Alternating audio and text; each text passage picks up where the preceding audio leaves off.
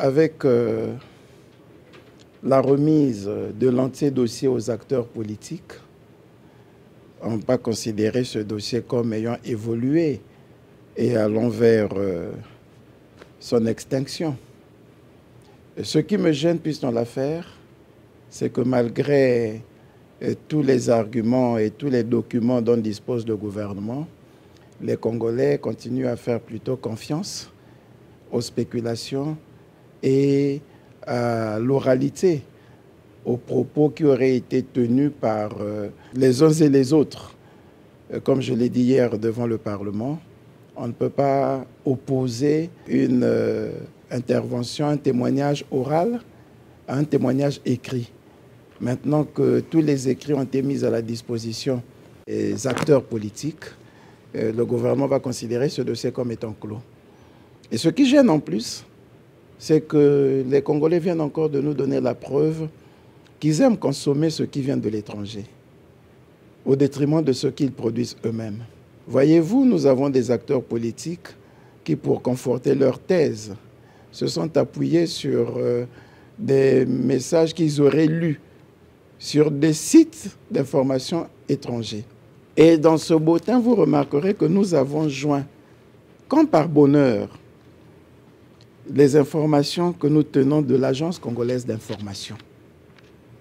Parce que si on peut préférer un témoignage rapporté par une chaîne de télévision étrangère au détriment des informations qui sont données par la télévision congolaise ou Radio Congo, ne pouvaient pas voir leurs informations contredites ou défiées au profit des chaînes étrangères. C'est grave dans un pays. Ce déni du patriotisme est grave, indépendamment des querelles politiciennes.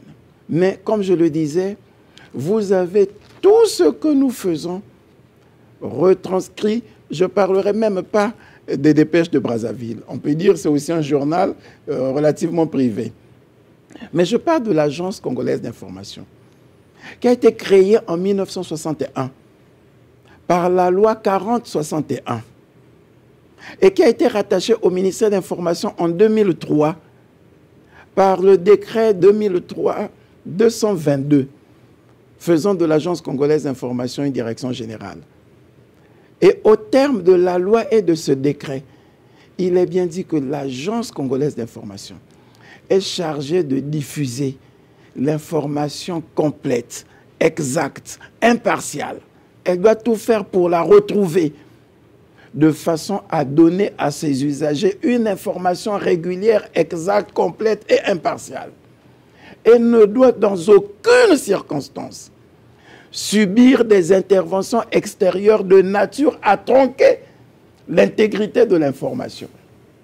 Et nous avons une agence congolaise d'information qui travaille nuit et jour pour mettre à la disposition du public l'ensemble d'informations collectées sur le territoire national. Et on ne prend pas référence à ces documents, ces informations produites par notre agence congolaise d'information. On va nous prendre en référence et dans des instances importantes des propos issus des sites parfois sulfureux, au motif que sur tel site d'information, j'ai lu ceci, donc ça vaut plus que ce qui est donné par notre agence congolaise d'information. Non, j'ai tenu, en mettant à la disposition des acteurs politiques l'entier dossier, de leur rapporter, y compris les publications de l'agence congolaise d'information. La parole s'en va, l'écrit reste. Et ici, ils verront comment ont été transmises toutes les informations liées à ces accords et même aux accords que nous avons signés avec d'autres pays. Maintenant que nous avons les textes et que nous demandons à tout le monde de lire ces textes, de les comprendre, je pense qu'il y aura moins de débats.